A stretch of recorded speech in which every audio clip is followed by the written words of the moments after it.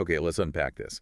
Imagine a single source material that boldly claims the very future of a nation's democracy, its culture, its food quality, even the survival of its religions, hinges on one pivotal element, a particular traditional type of farming involving bulls. Sounds incredibly intriguing, doesn't it? It really does. Today, we're taking a deep dive into precisely that, a truly fascinating and, well, urgent perspective found within Basavaraja Rayajar's profound book, Nandi Koogu, which translates to Nandi's Call. The full title of this illuminating work is The Future of Voters and Leaders Who Receive Votes, a Scientific Thought on Nandi Farmers' Future. It's a remarkable claim, really, one that challenges conventional thinking about progress and development. Absolutely. Our mission today is to thoroughly explore the multi-layered arguments presented within these pages. We'll delve into why the author believes the decline of what he refers to as Nandi farming isn't just an agricultural issue, but a crisis of national proportions. And what he proposes as a solution, Yeah. a powerful, unified, and deeply rooted one. A compelling aspect the author highlights is how he takes what might initially seem like a niche or maybe even an antiquated agricultural practice Right. and meticulously connects it to the very fabric of society, the health of our environment, the quality of our food, and even our spiritual well-being. It really forces you to consider things differently. It does. This perspective encourages us to consider a crucial query. Can a traditional farming method truly be the linchpin for so many critical aspects of our modern world? From economic stability to spiritual harmony. That's the big question. We'll be meticulously examining the scientific, cultural, and political dimensions he learned out, drawing directly from his deeply insightful observations and data. And for you, our listener, whether you're actively involved in agriculture, a policymaker shaping the future, or maybe just someone deeply curious about how profoundly interconnected our world truly is. Yeah, get ready for some moments that might make you pause. Prepare for some perspectives that might just shift your understanding in surprising ways. We're going to break down these complex, interlinked ideas into clear, digestible segments, illustrating why this deep dive is relevant to everyone, regardless of their background or current understanding of farming. Let's begin by confronting the core problem, as powerfully presented in this source. The author speaks of a silent plea, a Nandi's call, emanating from the bulls themselves, whether they are working diligently on a farmer's land, revered in a temple, or tragically facing their end in a slaughterhouse. It's a powerful image. It isn't merely poetic.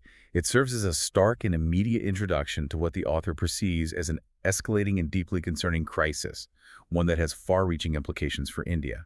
Delving deeper into this, the author's incisive analysis of India's position as a top beef exporter is particularly striking.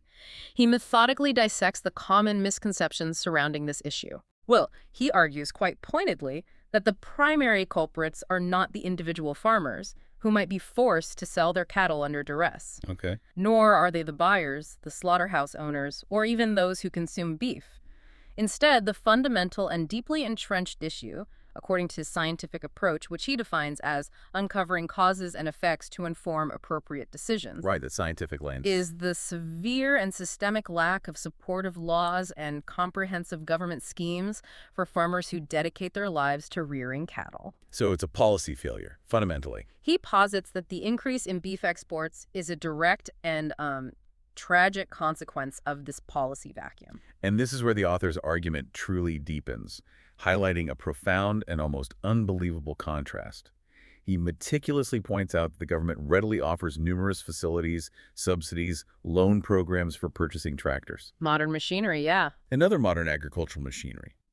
Yet, in stark opposition, there are virtually no supportive programs, incentives, or even basic recognition for farmers who shoulder the continuous, demanding, year-round responsibility of caring for bullocks. It's quite the disparity when you put it like that. Think about it. Comprehensive schemes exist for pregnant women, for students pursuing education, for unemployed graduates seeking work, for women's empowerment, for the elderly.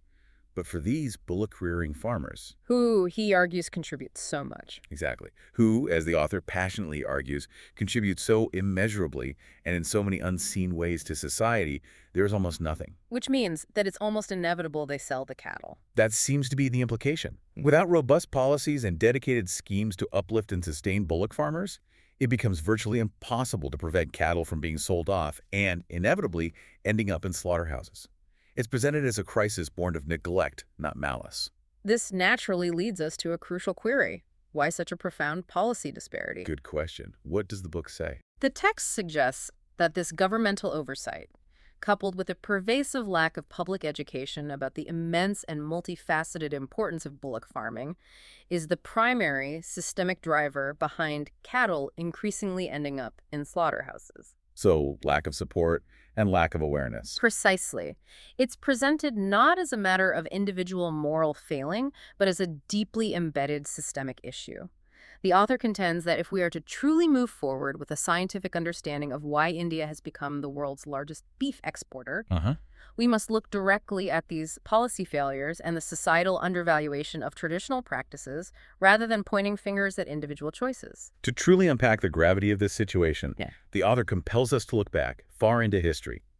He presents Nandi farming not merely as an agricultural method, but as the very foundation of civilization itself. That's a huge claim. It is. He offers a compelling narrative, suggesting that historically, as Nandi farming began to decline, a corresponding decay in societal well-being followed. This decline, he argues, led to an increase in what he terms distorted activities and, disturbingly, a weakening of the democratic system itself. Wow. So a direct link between bullock farming and democracy's health. That's his assertion, yeah. Unequivocal. Mm-hmm. When Nandi farming is systematically destroyed, the foundational pillars of civilization erode, perverse activities proliferate within society, and the democratic system fundamentally loses its meaning and efficacy. It's a dire warning. A particularly striking aspect the author highlights is the dramatic statistical evidence he presents to underscore this historical decline. Okay, what are the numbers? The source claims that before India's independence, the Nandi, or bull population, impressively exceeded 1.25 billion. 1.25 billion, with a B. Yes. However, today, that number stands at a mere 250 million. That's a massive drop. What is that, an 80% decrease? Exactly. It's an 80% decrease. In the very same period, the human population in India has surged fivefold. Right. This immense disparity, this profound imbalance in the ecosystem is labeled by the author as unscientific growth. Unscientific growth. Okay. He goes on to state unequivocally that merely focusing on cow protection, while important, is insufficient. We must, he insists, commit to a resolute effort to increase the Nandian cow population by at least 10 times. 10 times? Or face severe and inevitable consequences across all facets of life. It's quite a stark prediction. The author, Basavarasha Biradar, isn't just an academic observer. He's deeply personally involved in addressing this perceived crisis. His commitment is truly inspiring. How so? What did he do? Well, he was profoundly moved by Sadhguru's global Save Soil campaign, so much so that he resigned from his government job as an agricultural officer after a decade of dedicated service. Wow, that's a big step. It is. Following this, he founded Apheeb Foundation, an NGO established with the explicit aim of elevating environmental and farmers' issues to the political forefront, ensuring they receive the attention and policy focus they deserve. So he's an activist now, essentially. Very much so. He describes his own tireless efforts, like traveling over 3,000 kilometers on a bike in just 28 days across North Karnataka. 3,000 kilometers on a bike. Yeah, participating in more than 155 programs to raise widespread awareness about the critical state of soil. This kind of hands-on activism lends immense weight and credibility to his arguments. Absolutely. You can't argue with that level of commitment. He's also a prolific writer, having penned influential books such as Apheeb on leadership development, Usiru on the profound importance of yoga, and Naidnamana, which explores the paths of India's spiritual leaders. Indeed, his activism extends into direct political engagement.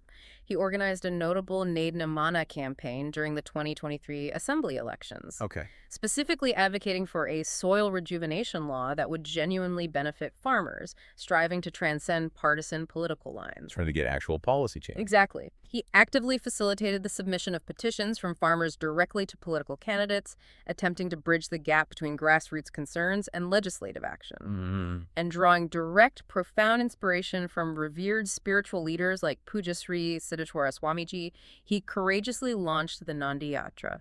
Nandi Yatra. Like a pilgrimage. A pilgrimage in essence, yes. Specifically aimed at preserving and revitalizing traditional bullock cart traditions. This significant journey began from the Swamiji's ancestral home and traversed major spiritual centers throughout Vijayapura district, meticulously gathering support from a diverse array of farmer organizations along the way. He's clearly committed to building a formidable movement from the ground up. He's Yeah. establishing farmer-friendly volunteer organizations across the entire state. Right.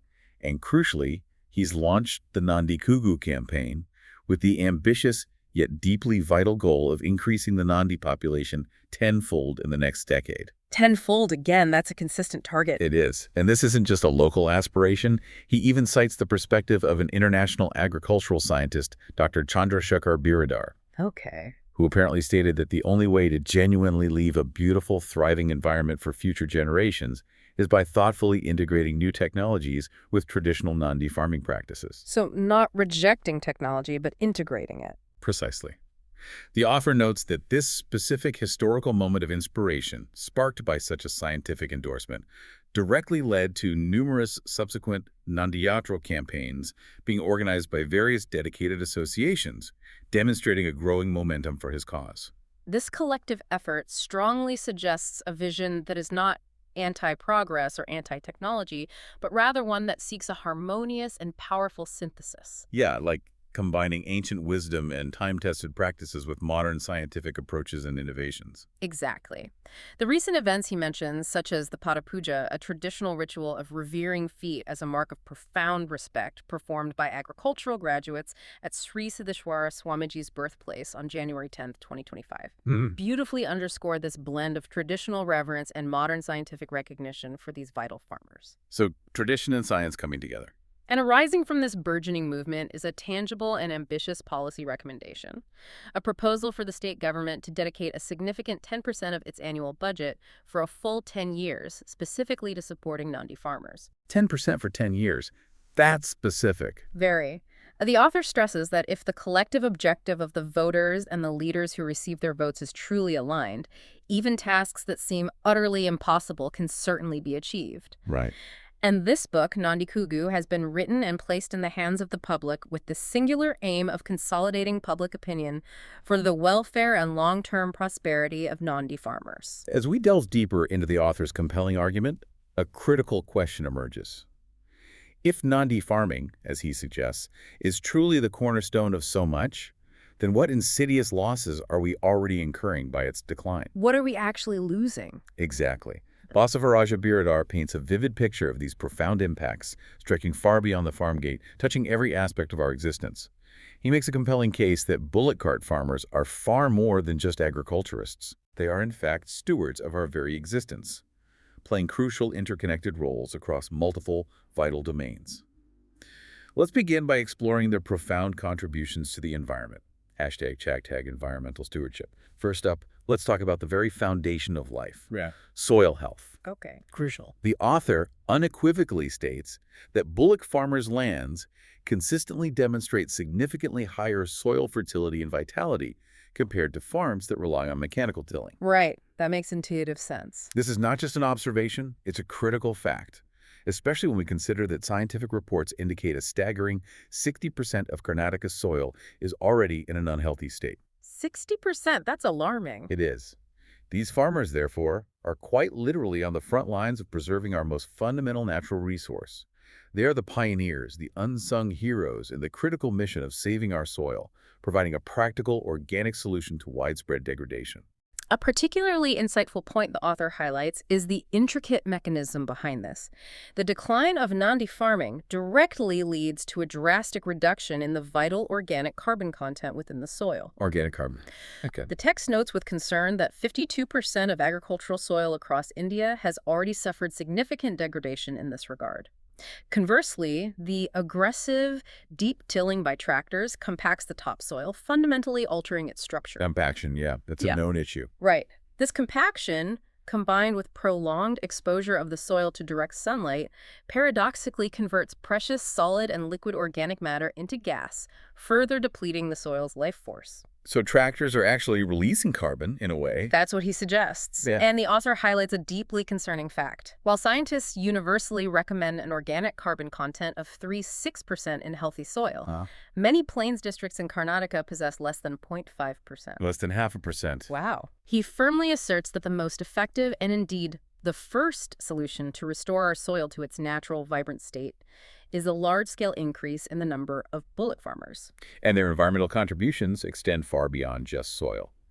These farmers are also, quite literally, saving water. How does that work? Lands tilled by bullocks reportedly possess a significantly higher capacity to retain moisture, which naturally facilitates increased groundwater infiltration and recharge.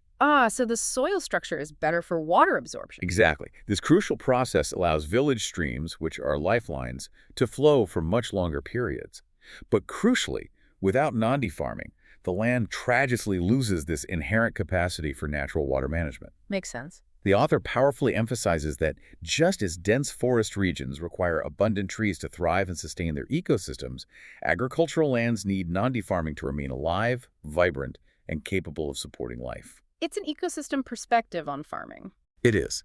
He points to history, reminding us that civilizations have invariably perished when they fail to understand and abide by nature's immutable laws. And this includes the fundamental laws governing water cycles. This profound connection between Nandi farming and water security compels us to consider a crucial query. Do we truly grasp the long-term cascaded impacts of neglecting these traditional practices? Probably not fully, no. The source paints a stark picture, pointing out that only 2 decades ago, streams and villages flowed with clean, life-giving water for 4 to 5 months of the year. Today, tragically, many dry up in a mere matter of weeks. That's a dramatic change in just 20 years. It really is. This precipitous decline in groundwater recharge, directly linked to the loss of Nandi farming and the increased reliance on temporary, often detrimental human-made technologies, is causing wells and bore wells to dry up across the landscape. And affecting rivers, too. Even major rivers like the Krishna and Kaveri, once perennial, are now seasonal, a direct consequence.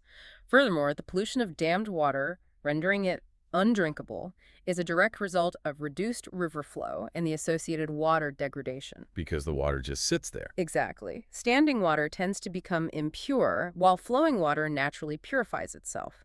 It's an intricate, delicate balance being disrupted. And this leads us to an even broader and more alarming environmental impact: the precipitous decline of biodiversity. The dung connection. Precisely. The author makes a compelling claim that a single handful of Nandi, or cow, dung, provides a crucial habitat and, more importantly, a vital food source for millions upon millions of organisms within the soil ecosystem. Millions in a handful. That's incredible. It is. As Nandi farming declines, so too does the availability of this fundamental food for countless life forms. The source cites alarming UN reports stating that an estimated 27,000 species are going extinct annually. 27,000 a year. This catastrophic loss, he argues, is directly tied to the diminishing supply of bullock dung and the simultaneous abandonment of farming practices that nurture and sustain soil life. It is, he asserts, a scientific truth that millions of organisms perish daily due to this critical lack of dung as a primary food source. This truly reveals a holistic, interconnected view of the ecosystem. The text meticulously explains that a vast array of organisms, ranging from those directly reliant on dung for sustenance to those dependent on dung plant mixtures, and even the insects and birds that feed on them, are perishing at an alarming rate. It's a whole food web collapsing. Pretty much. The aggressive deep tilling by heavy tractors and the prolonged exposure of soil to direct sunlight are also identified as major contributors to this devastating loss of microbial life in the soil. Right. The author laments that only 20 years ago, countless beneficial organisms were visibly abundant in farmers' fields, yet now they're tragically absent. It's sobering. This perspective underscores that Nandi farming is absolutely essential for maintaining the intricate balance of the entire food web and the fundamental energy cycle, from the sun's energy to fodder to dung, and ultimately to the microscopic organisms in the soil. It's all connected. Emphasizing the crucial and often overlooked balance required between human and Nandi populations for a healthy planet. #tag food security and quality. Moving now to what directly sustains us: our food. Okay, nutrition. The source makes a powerful claim that food grains grown using Nandi power are inherently more nutritious, more alive, if you will. More nutritious how? Modern scientific tests, it suggests, would undoubtedly confirm that bullock farm produce contains significantly higher nutrient content, a direct result of the higher organic carbon content and the vibrant microbial life found in their fields. Ah, so healthier soil leads to healthier food. That's the argument. This isn't just about quantity, it's about the very quality of what we put into our bodies. If we connect this to the broader implications for public health, the author argues that machine-based, oil-powered farming depletes soil vitality at a fundamental level, leading directly to nutrient-deficient food. And he has evidence for this. He points to a truly shocking statistic. The protein content in pulses, a stable and vital source of nutrition for many, has decreased by a staggering 60% in just 2 decades. 60% decrease in protein in just 20 years. That's what he claims, attributing this precipitous decline directly to the pervasive shift away from non-farming and its naturally enriching practices. Wow. This compels us to ask a crucial query. Are we, as a society, inadvertently sacrificing our long-term health and the well-being of future generations for the sake of immediate convenience and perceived efficiency? It certainly makes you think. The author firmly believes that this widespread lack of nutrition is a significant contributing factor to the alarming rise of various chronic diseases, making it increasingly difficult to find a home free of illness today. He urges us to gravely consider the future health of our children if this nutritional degradation continues unchecked. The solution proposed here isn't just about cultivating poison-free food, an idea that is thankfully gaining traction, Right, organic food. but about producing nectar-rich food. Nectar-rich, what does that mean exactly? It means actively promoting and supporting non-D farmers to increase the production of truly healthy, life-sustaining produce, which fundamentally relies on abundant, high-quality cow dung for its vitality. Ah, back to the dung. As the author pointedly reminds us, no machine, no matter how advanced, can produce dung. True enough. He powerfully highlights the paradox. Governments globally are spending heavily on healthcare infrastructure, building more and more multi-specialty hospitals. Yet he contends that true, foundational health improvement for a population comes not from advanced medical treatment, but from the quality of the food we consume, a quality uniquely enabled by non-D farmers. Food as medicine, basically, starting with the soil. Exactly. Beyond nutrition, non-D farmers are also profoundly credited with preserving a rich and vital aspect of our agricultural heritage, crop diversity. Cool, crop diversity, okay. How? Since ancient times, these farmers have maintained a deeply ingrained practice of multi-cropping. This method, where multiple crops are grown simultaneously in the same field, is inherently beneficial for long-term soil health. Right, better for the soil. And crucially provides a varied and balanced fodder supply for their cherished cattle. They are described as having living seed banks right within their homes, acting as decentralized organic preservers of diverse native seeds. Like little guardians of genetic diversity. Pretty much. This stands in sharp contrast to the monoculture practices prevalent in much of modern machine-based farming, which tends to narrow genetic diversity. He notes that even when hybrid seeds became common, multi-cropping did not decline as long as non-D farming remained a strong and prevalent practice. What's truly insightful here is the profound idea that the bullock farmer's lifestyle itself intrinsically imparts this invaluable knowledge and cultivates these sustainable practices. The lifestyle itself teaches it. That's the suggestion. The daily necessities of caring for cattle naturally compel farmers towards multi-cropping to ensure a diverse and continuous supply of fodder. This symbiotic relationship not only benefits the animals, but also provides the farmer with a variety of essential pulses and oilseeds for their own household consumption, fostering self-sufficiency. Right, it's integrated. The text laments that despite agricultural universities conducting extensive and valuable research on multi-cropping techniques, these vital practices often remain confined to academic textbooks and laboratory settings. Because the farmers aren't there to practice it. Because the fundamental enabler, non-D farming, which organically supports and encourages these methods, has been tragically neglected. It profoundly emphasizes that non-D farming is not merely one agricultural practice among many, but truly essential for the functionality and sustainability of almost all other human-created agricultural technologies. #, societal and cultural pillars. And the impact of non-D farming extends even deeper, touching the very fabric of human relationships. The book draws a direct, intriguing link between non-D farming and the prevalence of the traditional joint family system. The joint family, how does that connect? Villages that still boast a higher concentration of bullock farmers, he observes, consistently exhibit a greater number of thriving joint families. The author compellingly argues that Nandi farming inherently requires the cooperation, shared labor, and unified spirit of the entire family. It takes a village, or at least a family. Exactly.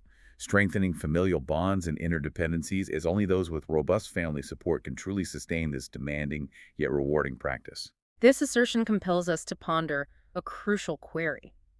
Can Nandi truly be considered the creator of the family system, as the text claims? That's a bold statement. It is. The source suggests that in households where bullocks are present, family members rarely experience the isolation of loneliness and instead develop a significantly greater capacity to face life's myriad problems collectively and resiliently. Shared purpose, maybe. Perhaps. Alarmingly, the author attributes the tragic rise in farmer suicides, a staggering 3 million in 30 years across India, and the parallel increase in cases within family courts directly to the decline of Nandi farming. That's a very direct accusation. He argues that Nandi farming once fostered a profound sense of self-reliance and emotional stability, even enabling communities to navigate and endure severe droughts in the past, thanks to the inherent resilience and cooperation it fostered. This is where the author's argument becomes profoundly resonant. Nandi is, in its very essence, literally translated as Ananda, meaning pure joy or bliss. Ananda. Joy. Therefore, the profound implication is that where Nandi thrives, joy truly flourishes within families and across entire communities. The constant nurturing presence of Nandi brings a deep sense of acceptance and belonging, acting as a balm that helps to heal mental distress and foster emotional well-being. So the bullocks themselves contribute to mental health. That's the idea presented. He also posits that the mere sight of the bullocks in a farmer's home can instill new enthusiasm and purpose, even in brothers working in distant places, as Nandi is presented as a major factor in nurturing and sustaining relationships among people. Interesting.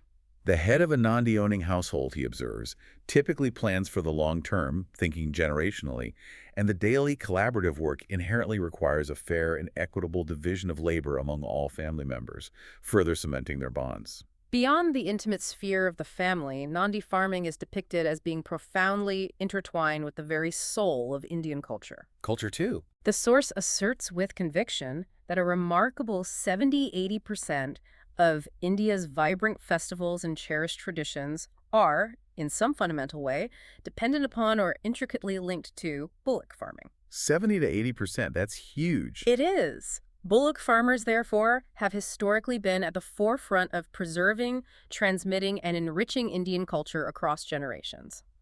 The decline of Nandi farming, consequently, is presented as a clear and ominous signal of the pervasive degradation of rural Indian culture across all its myriad levels. So losing the farming means losing the culture. That's the argument. Indeed, the author offers a particularly insightful definition of culture itself. He views it as the art of understanding and acting appropriately according to the importance of time and circumstances. He suggests that the presence of Nandi inherently encourages early rising, a key cultural trait and a hallmark of traditional Indian life, because the deep symbiotic bond with bullocks naturally prompts farmers to wake up early to attend to their care. Right, the animals need tending. Historically, he argues, no foreign power or invading force could truly destroy Indian culture as long as Nandi farming thrived, because it represented an unbreakable core. A cultural bedrock, almost. Exactly.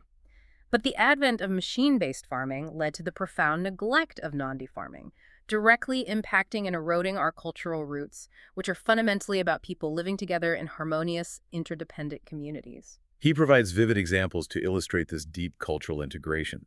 He cites traditions like the auspicious practice of placing Nandi idols on thresholds to foster family unity, Like a protective symbol. and the meaningful custom of giving Nandi idols or even miniature bullock carts as cherished gifts during weddings, symbolizing prosperity and rootedness. Nandi is often seen as the primary family deity in many homes, not just a farm animal. Wow. Furthermore, the Nandi flag and the Nandi sticks used in festivals are described as potent symbols, representing Nandi's spiritual guidance, leading people towards liberation and higher awareness. So deeply spiritual as well. Is presented as a profound spiritual and cultural anchor, signifying Nandi as the one who brings awareness about the deeper truths of life to both householders and ascetics, guiding them until their very end. He argues that Nandi, in essence, taught uncivilized humans the fundamental art of living harmoniously with others, an ancient truth that he insists future generations must never forget or undervalue. And finally, Nandi farming plays a crucial, often overlooked role in sustaining rural employment and, surprisingly, democracy itself. Back to democracy again. And employment. Yes. Villages where Nandi farming continues to thrive still support a vibrant ecosystem of traditional occupations like weaving, pottery, and blacksmithing, which are often directly or indirectly linked to the needs of these agricultural communities. Creates local jobs. Exactly. The author claims that bullock farming, by its very nature, possesses an inherent capacity to provide widespread employment to large numbers of people across various trades, precisely because it is a labor-intensive and community-centric practice, fostering local economies. To connect this to the broader political landscape, the source makes a compelling and perhaps unexpected assertion that bullock farming is the great force behind the very formation and unique character of India's democratic system, A great force. setting it apart from other nations. The security and resilience of India's democracy, it argues, are directly dependent on the number and strength of its bullock farmers. That's a fascinating link. And the fact that the Indian National Congress's first election symbol was a pair of bullocks is presented as compelling evidence of the profound foresight of its founders, indicating a deep, almost foundational historical link between Nandi and the nation's political identity and stability. So the symbol wasn't just random. According to the author, no. This perspective strongly suggests that the future of political leaders in India's democracy is inextricably linked to the well-being and proliferation of Nandi farmers. So if Nandi farming is portrayed as this utterly vital cornerstone for environment, food, culture, and democracy, what then is the path forward? Right, what's the solution? The Nandi Koogu book doesn't just lament the decline. It proposes nothing short of a Nandi vote revolution. A Nandi vote revolution, what does that entail? It's a radical yet deeply democratic strategy aimed at leveraging the immense power of the vote to revive and restore this crucial practice to its rightful place. Using democracy to save it. A fascinating dimension here is the author's return to the Kayaka Tattva, a profound philosophy that translates to the philosophy of work or labor. Kayaka Tattva, okay. He emphasizes that historically, religious gurus across India preserved and strengthened their faiths by actively nurturing and embodying this principle. Scientifically, he asserts, no religion or spiritual path can truly survive or flourish without a grounding in productive, diligent labor. So work is essential for faith. That's the argument. Since Nandi farmers have historically been the primary nurturers and exemplars of this fundamental principle in India, Nandi farming is viewed as the deep, fundamental root of all indigenous religions born in India. Wow, the root of Indian religions. Its current widespread decline, therefore, is seen as a clear, undeniable message that these religions are themselves losing their essence, their vital connection to their spiritual and practical roots. He then critically assesses previous revolutions that have shaped India's agricultural landscape. The Green Revolution, while undeniably increasing food output and alleviating immediate hunger, Yes, it did do he that. argues, primarily offered temporary solutions that ultimately destroyed long-term soil fertility by neglecting natural, Nandi-based practices. Right, chemical dependency. Similarly, the White Revolution, focused almost exclusively on milk production, inadvertently led to the proliferation of foreign cow breeds and, tragically, the destruction of native cow and bullock farming traditions. Unintended consequences. His conclusion is stark. What India desperately needs now is a truly holistic Nandi revolution, one that simultaneously champions and saves bullock farming and preserves indigenous native cows, recognizing their interconnected value. A Nandi revolution. This historical analysis prompts a crucial query. Why is this Nandi revolution so critically important for religious institutions themselves beyond just the agricultural sphere? How does it affect the temples and gurus? The source posits that as Nandi populations decline and, increasingly, end up in slaughterhouses, religious centers and spiritual traditions themselves paradoxically begin to lose their prominence, their vitality, and their connection to the people. So the health of the religion is tied to the health of Nandi farming. That's what's suggested. It's presented as a direct, urgent call to religious gurus across the country. Right. They must unite bullock farmers, advocate fiercely for supportive laws and schemes, and take concrete action. A call to action for religious leaders. This, the author argues, will not only protect the invaluable Nandi wealth encompassing the cattle themselves and the knowledge they represent, but will, in turn, also protect and strengthen their respective faiths and their spiritual influence in society. He goes so far as to argue that only those religious gurus who actively strive in this direction will truly have a good and lasting future. Hashtag tag tag the power of the vote. And this is where the author's political strategy truly comes into sharp focus. In a democracy, the vote is unequivocally our greatest weapon, Absolutely. and how we choose to wield it fundamentally shapes the future of society. The author passionately urges every conscious citizen to make a sacred pledge, witnessed by their chosen deity, a deeply personal and profound commitment. A sacred pledge. Yes, to reserve their votes exclusively for leaders who are genuinely committed to increasing the number of Nandi farmers for the next 15 to 20 years, regardless of their political party affiliation. Vote based on Nandi support above party lines. From the smallest village panchayat elections all the way up to national elections, the vote for Nandi's preservation must become paramount, the single most important criterion. He issues a grave warning. If this current trajectory continues unchecked, our children and grandchildren will be left to lament and weep over what has been lost. A truly compelling and scientific outcome is proposed here. The text argues that as Nandi-based voters and Nandi-supportive leaders multiply and gain influence, India is not merely destined for prosperity, but is poised to become a world guru. A world guru, based on Nandi farming voters. This grand vision is predicated on the premise that any nation where a large number of its citizens actively take responsibility for the common good and the well-being of the entire ecosystem inherently transforms into a global model of sustainable living and wise governance. Okay, I see the logic there. Collective responsibility leads to leadership. It's presented as a very direct and undeniable link between specific, conscious voting behavior and the ultimate destiny of a nation.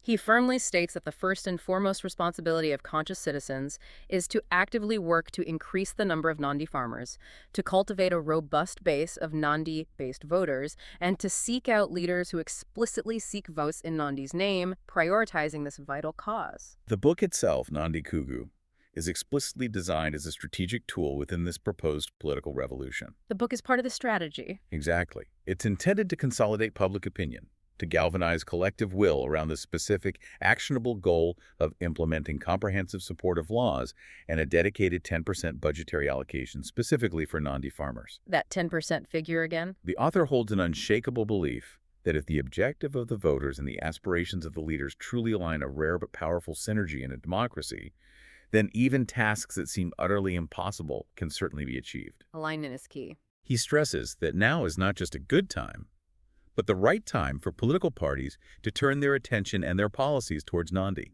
recognizing this as a path to genuine, lasting societal benefit. What's particularly insightful here is how the text directly addresses political parties with a pragmatic, long-term argument.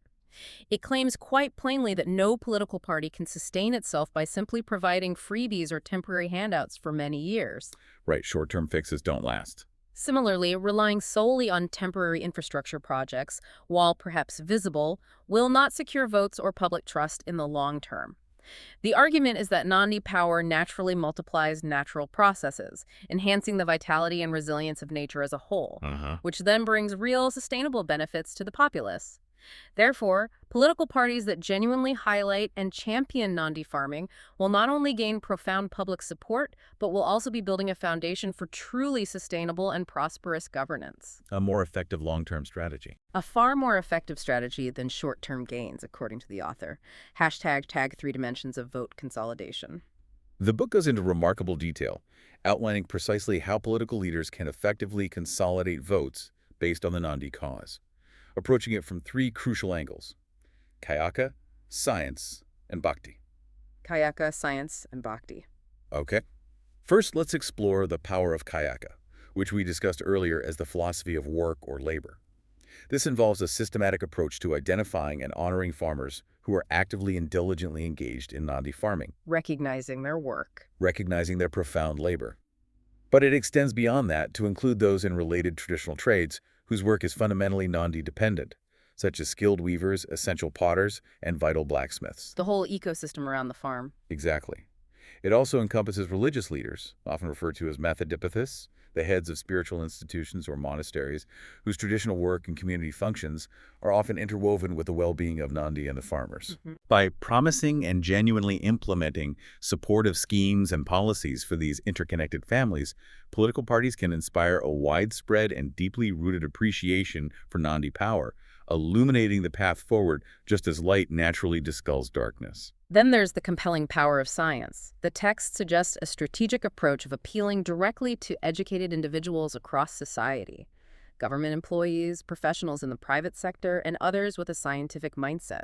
Appealing to the educated based on data. Precisely. This appeal would involve presenting them with undeniable, compelling scientific data that demonstrates the intricate and fundamental link between Nandi farming and their own economic stability and quality of life. How does it connect to, say, an office worker's salary? The argument is clear. Their very salaries, their job security, and their overall economic well-being depend on the health and resilience of the ecosystem, which, as the author argues, is profoundly supported and sustained by Nandi farming. Okay, the broader economic health. The core idea is to make them deeply understand that voting for leaders who genuinely support Nandi farmers is not just an act of altruism, but a direct matter of self-interest and long-term societal well-being. Makes sense.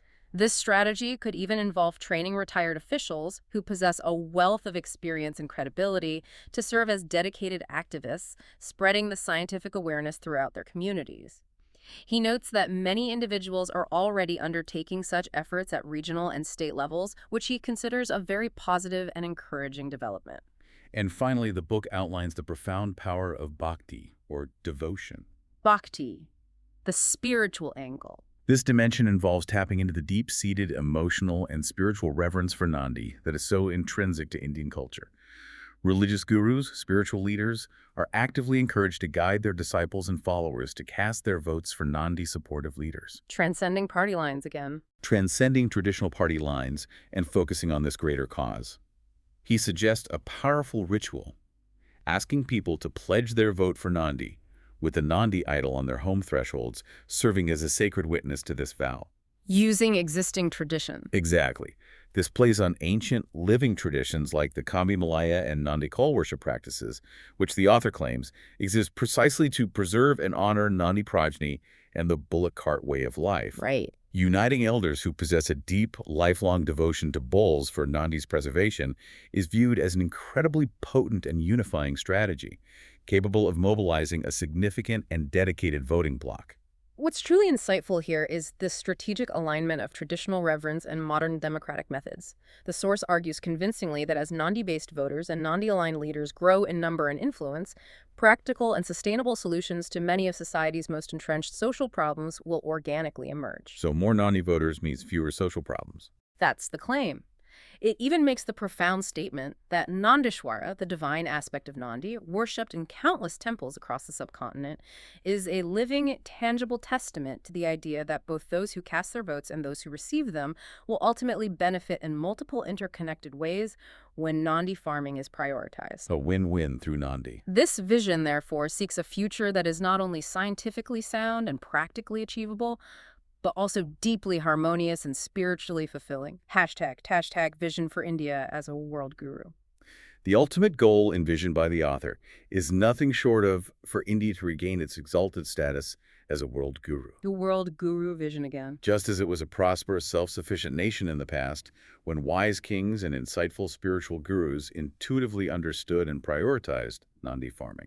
He holds a firm conviction that if modern political leaders and contemporary spiritual figures once again, with clarity and conviction, bring Nandi farming to the forefront of national policy and cultural consciousness, then India achieves that status. India will scientifically and undeniably achieve this esteemed status, leading the world by example.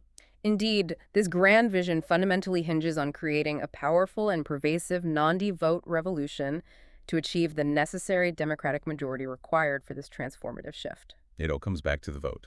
The scientific understanding of Nandi's multifaceted importance is already gaining undeniable traction, including the crucial realization that safeguarding and promoting Nandi farming simultaneously ensures the preservation and well-being of native cows.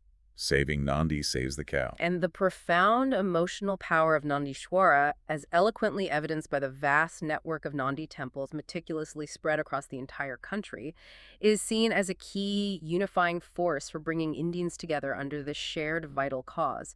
He states emphatically that these Nandi temples across the country bear living witness to Nandi's intrinsic power to emotionally unite a vast number of Indians. The author poignantly notes that when oil-powered machine farming began its ascent, Nandi-based farming tragically declined, leading directly to villages losing their ancient self-sufficiency and becoming dependent on external inputs. Losing self-reliance. For India to truly achieve self-reliance and sovereignty, he argues, its villages must once again become vibrant, self-sufficient hubs, and this can only be achieved through the widespread revival of Nandi farming. Village self-sufficiency through Nandi. He sees India's relatively higher number of existing Nandi farmers, compared to other nations, as a great ray of hope. A ray of hope. Like precious remaining seeds that possess the inherent capacity to be multiplied exponentially. The immediate priority, he argues, should be to actively encourage and empower these existing farmers and strategically work towards doubling their numbers, recognizing their foundational role. Build on what's already there. This perspective compels us to consider a truly profound query about the ancient wisdom that is literally embedded in our landscape. The author highlights the 12 major Jyotirlingas. The sacred Shiva shrines. Yes, these ancient spiritual centers, often strategically located on riverbanks, are depicted as constantly conveying a silent yet profound message, the imperative to preserve Nandi farming. The shrines themselves carry the message. He argues that they symbolically demonstrate how the very vitality of river civilizations and the health of the rivers themselves are fundamentally dependent on Nandi farming, the ubiquitous presence of a Nandi before each Jyotirlinga. Right, there's always a Nandi statue facing the shrine. The author asserts is not merely symbolic, but a scientific truth, signifying that Nandi power is essential for the land's vitality, for critical water infiltration, for rivers to flow perennially, and ultimately for humans to spiritually evolve from an animal-like state towards divinity and liberation. Wow, that's a deep interpretation of the symbolism. This timeless, crucial message, he stresses, needs to be actively propagated and championed by today's spiritual gurus and leaders. He even provides specific, compelling examples to solidify this profound connection, such as the Sarasalam Mallikarjuna Jyotirlinga, located on the banks of the Krishna River. He suggests that this particular site conveys the vital message of Nandi farming preservation throughout that entire river basin.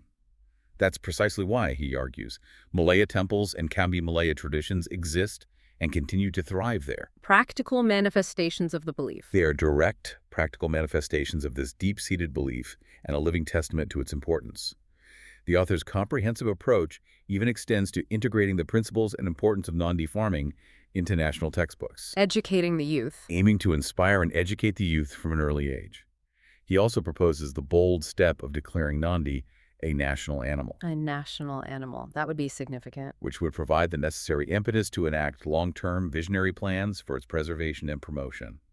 This multi-pronged strategy, he believes, would create a powerful ripple effect, making one village a shining model for others, ultimately leading India to emerge as a truly global exemplar of sustainable, holistic living. #outro. So what does this all mean for us? Yeah, where does this leave us? The Nandi Koogu book presents an incredibly compelling, multifaceted argument that extends far beyond conventional agriculture, touching profoundly on environmental health, societal well-being, cultural identity. And even the future of democracy and spirituality. Exactly. It's not just a critique, it's a powerful call for a profound shift in mindset, moving us away from temporary, machine-driven solutions toward a deeply symbiotic, mutually beneficial relationship with nature. A relationship championed and embodied by the Nandi farmer. Precisely. To connect this to the bigger picture, the author's message is undeniably clear and urgent. The current trajectory of neglecting Nandi farming isn't merely an oversight, but is actively leading to widespread interconnected crises that threaten the very foundations of existence. But he does offer hope. Yet crucially, he offers a deeply hopeful and actionable solution, one rooted in collective action, a reevaluation of what truly constitutes progress, and a return to foundational principles. It really makes you question things. This raises an important, overarching question for all of us. Are we, as a society, truly ready to listen to this urgent Nandi's call and embrace such a fundamental, transformative change in our values and practices. As the author so wisely states, after time passes, thinking has no fruit. Act now, basically. This deep dive encourages you, our listener, to consider what role, big or small, can you play in understanding, advocating for, and potentially supporting initiatives that connect us back to these foundational symbiotic practices, ensuring a healthier, more balanced, and more prosperous future for all. It's a lot to think about. It really is. It's not just about farming. It's about the very balance and essence of our shared existence. Thank you for joining us on this deep dive into the profound and often overlooked significance of Nandi farming.